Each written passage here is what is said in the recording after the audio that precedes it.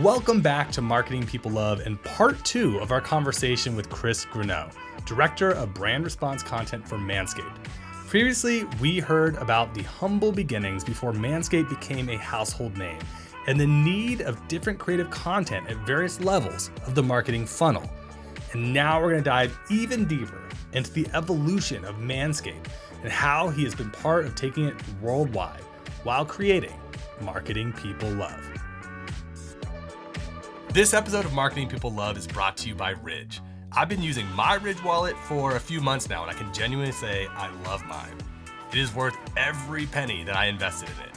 And while they almost never, ever do promo codes, I did twist Sean's arm to offer you all a code for listening. So if you use code MPL15, that's MPL15, you will save 15% right now at ridge.com.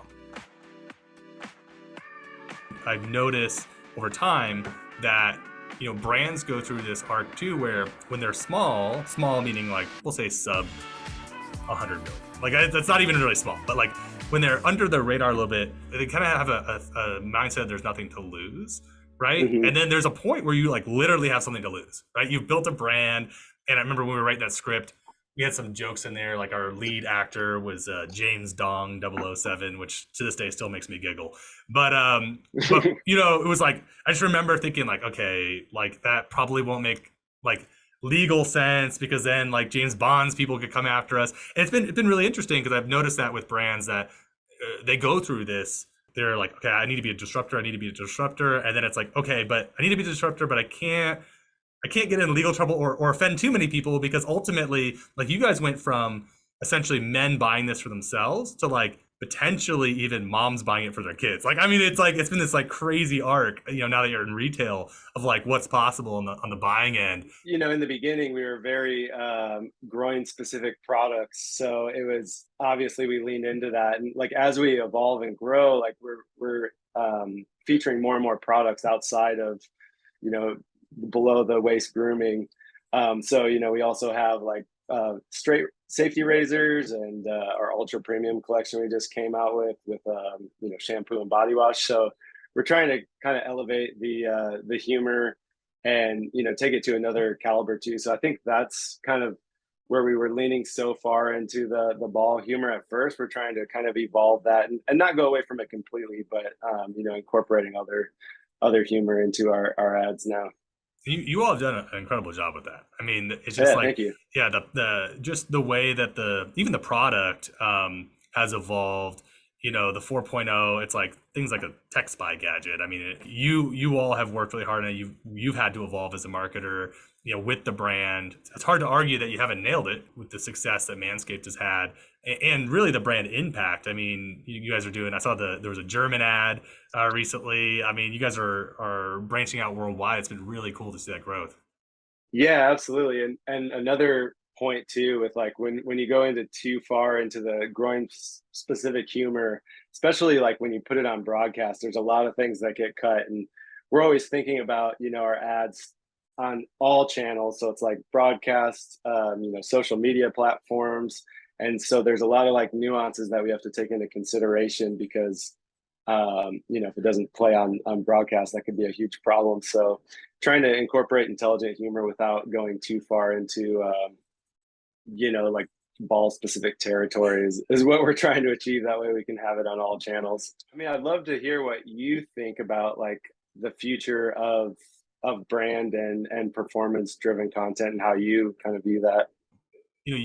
I would say you actually really nailed it earlier in this conversation when you said brands get to a place where they can not only are they creating performance related content, but content that leaves an impact. And I think that ultimately what I see brands doing wrong right now is that they do a great job of selling a solution, but they don't do a great job of selling their specific solution or brand. And I'll give you a couple examples. It's like, we've worked with Crossrope, for a couple of years. They do a very high end jump rope system. And the problem is that if our ads only get them excited about jump roping, right, then they can go buy something on Amazon for a third of the cost, right? Like we need them to want a cross rope, right? Same thing would go with Manscaped. It's like, you're not the only grooming devices out there, or the only shampoos, the only whatever. It's like, it is important that people not only understand that you can, you have a solution to one of their issues, but that your brand is one that they want to be part of. You see this build, like with Manscaped, like people love the ads. With, Dr. Squatch, they love the ads. They love being part of that story. People start doing stuff that like are irrational. Like I see people posting online, photos of owning like 30 bars of Dr. Squatch, showing off their collection. You said even with televisions, like just because it's top of funnel doesn't mean that you can't have these more direct response elements, doesn't mean you can't have a call to action. Yeah, absolutely. I think what's exciting for me too is as we enter more and more international markets, is they haven't heard about the brand. So it's almost like starting from scratch, really, and Yep. getting the opportunity to like build that up again, and fitting into like their own culture and nuances of each country. So it's really fun to as we expand to go into those different markets. What's been kind of the most fun sort of cultural aha? Because I mean, you're dealing with a subject that was taboo in the U.S., and I have to imagine, I don't know where the U.S. ranks, in uh, comfortability in the world when it comes to grooming below the belt. But I'm like, I have to imagine doing that at a worldwide scale, dealing with every individual culture has to be really challenging and interesting and fun, but hard. It's like, give me examples of like a culture or two where you're like, oh dang, we would never say this because it's too taboo, Yeah, or whatever. it's funny because like we just did a spot with an Australian Football League athlete, Max Gone, and it was a television spot that turned out really hilarious, and he was great in it. But I just like realized that I couldn't write the script in that, even though it's English, it's like all the different terms that we use can't be translated over there. So we partnered with a company to help us, work through that, and it turned out really hilarious. But it was just like little nuances like that that I would have never thought, back in the early days. Like you just think it's one to one, where you could just take an ad and bring it over, and it'll translate. But as we grow, like realizing, like we did with the snooker ad, that turned out really well, too. And there's just a lot of nuances in different languages, even if it is English in other Yep. parts of the world, it's totally different. So I'm gonna close out with one final question for you. Um, you know, I'm so interested to know the answer to this because everyone has a different perspective, but especially in your shoes, you see a lot out there, and so I'm curious. One, how you where you seek inspiration, whose work inspires you, what other brands, what other agencies, like who's inspiring you, and then also what you believe sets excellent marketers apart.